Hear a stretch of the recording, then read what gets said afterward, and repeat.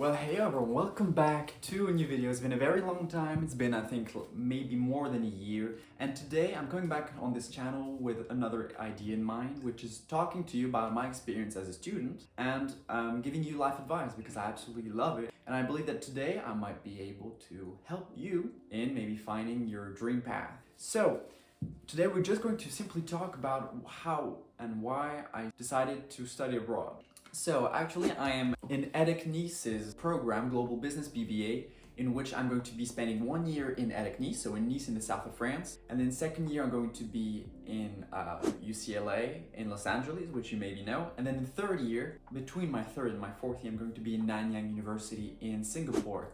So I'm going to be across 3 continents, Europe, then North America, and then lastly I'm going to be in Asia, in Singapore. So personally, I grew up in France, in Switzerland, in Zurich, and then in Manchester, in England.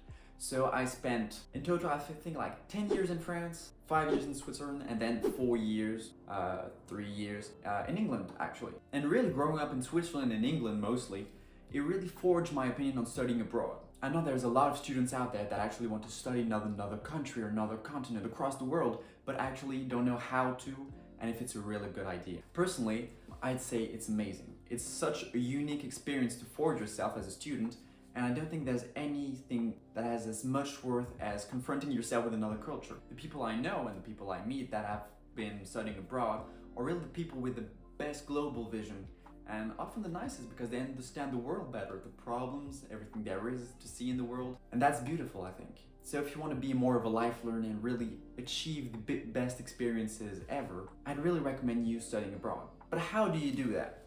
Well, it's pretty simpler than I thought actually.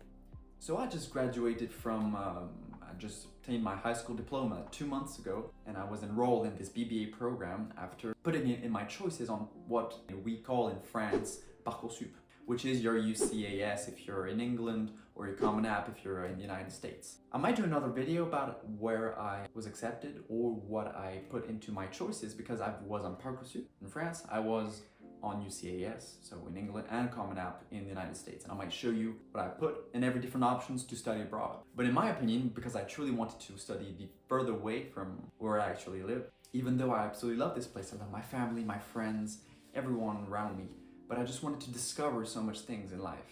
If you have that sense of wanting to explore, it's the perfect way to make your dreams come true. So if you're 15, 16, 17, or even 18, or even after, even if you've maybe already graduated or you're in the middle of your studies, you still can do exchanges.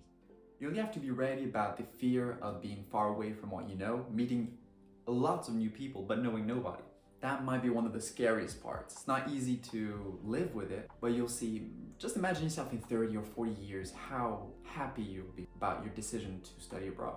So if I had to talk a little bit about my program, I might do a video explaining all of that, but today we're just talking about your will to maybe study abroad. That's why you click on this video, my experience of it, and how you maybe can do the same thing. So if you're at the ages I talked about just before, look at all the exchanges you might do in the schools you want to. You can always find different schools that have partnerships with so many schools. EDEC, for example, which is a business school in the south of France and the north of France, and also in London, in Singapore, etc. They have, I believe, more than 170 partnerships, and I believe a lot of schools have a lot of partnerships. So if you want to study abroad, the easiest thing to do is just look up the website of the school you want to go to, or directly just do some research about the job you want to do later on, if you have an idea, if you want to go into business, and then look at all the business schools and identify the one with the best partnerships. If you have trouble deciding what business school you want to go to, that might be a criteria.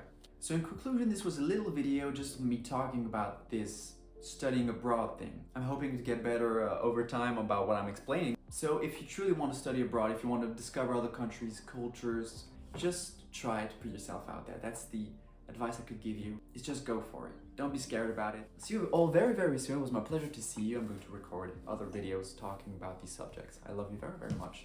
Bye-bye.